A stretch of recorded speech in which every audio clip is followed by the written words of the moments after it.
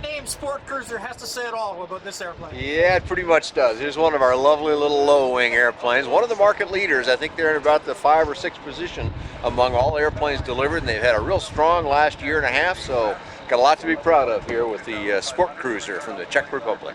And most of the stuff in the Czech Republic you think of composite. This is an all-metal airplane. This is an all-metal airplane. You can tell by its rivets. Look down the wing here, line of rivets, all-metal construction, and they really have this down. I mean, nice smooth patterns to it, a nice shape to the way the canopy flows back to the tail. Just a very pretty airplane, but also one that flies real well, and here's an example that proves that. This airplane's got, we're told, 600 hours on it. They call it their workhorse. Doesn't look like an airplane that's been used and abused to me, but indeed, this has got some time on it. Now, what would they be powering this with? Well, once again, we go back to our good old friend, the Rotax 912. Nice in this nice tight cowling they've got here, 3-blade composite prop on it. Gives this airplane some very nice performance. It cruises right up near the top of the speed range for the LSA category at about 112, 115 knots. Fuel in this airplane is carried out in the wings. Once again, one of these very nice little locking pin connectors here to make it very easy. I won't open it today for them. But you got 15 gallons per side. That's a total of 30 gallons. In this airplane, that translates to at least 6 hours of flying time. More than I want to spend inside, but that'll get you across the country pretty well. Now, how do they handle the steering on this airplane then? Well, this one does not use a nose-wheel steering. As you can see down here, this is a castering nose wheel, so you'll be using toe brakes in order to make your movements around the airport.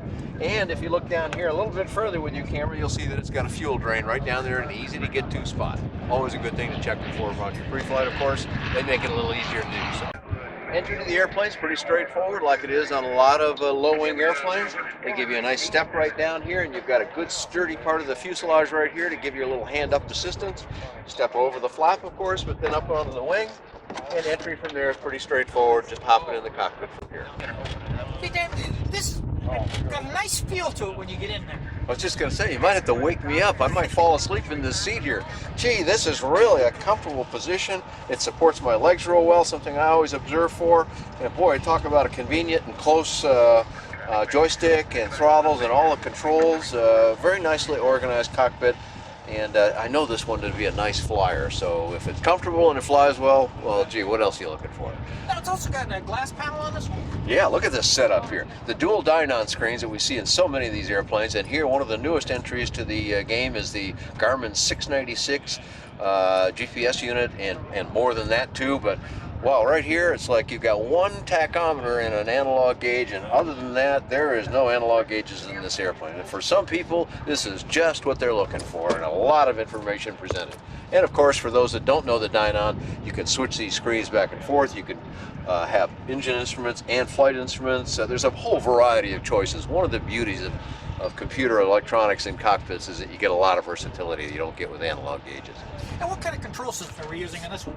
Well, first of all, you got conventional joystick on both sides, throttle in the center, so it's easy for both people to operate. Your trim right next to the throttle, it looks like, and then your flap switch is up here. You've got an up and down switch, very intuitive, no problem on which way you're going, with a nice clear indicator here, and they've added some markings to show you which level you've got the flaps down to, because these are infinitely adjustable, so you could put them anywhere you wanted.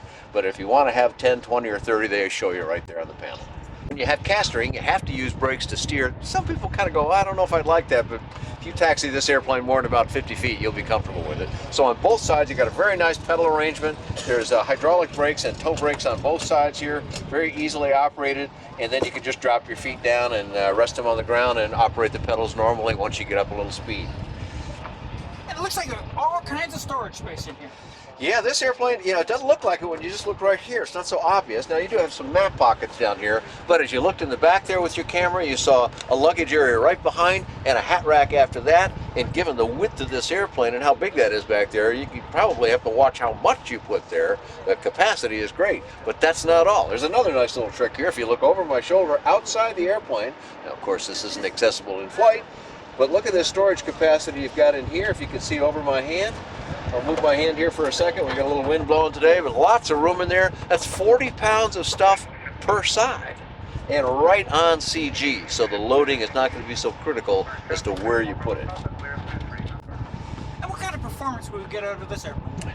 The SportCruiser is one of our speedier airplanes. It's got, as you can tell, nice smooth lines from the exterior, and this thing will cruise with its Rotax 912 100 horsepower engine that pulls it through the sky behind a 3-blade prop in the 112, 115 knot cruise range. Scoots right along. And what will we cross the numbers at? The stall speed on the airplane is in the mid-40s, like so many of these, clean stall that is, and with full flaps down it probably gets down into the low 40s. In fact, all of the Czech Sport Aircraft designs have a feature to them that they fly very slowly, very well. They've worked hard at making this a comfortable airplane. It's in use in a lot of flight schools, and that's one of the reasons.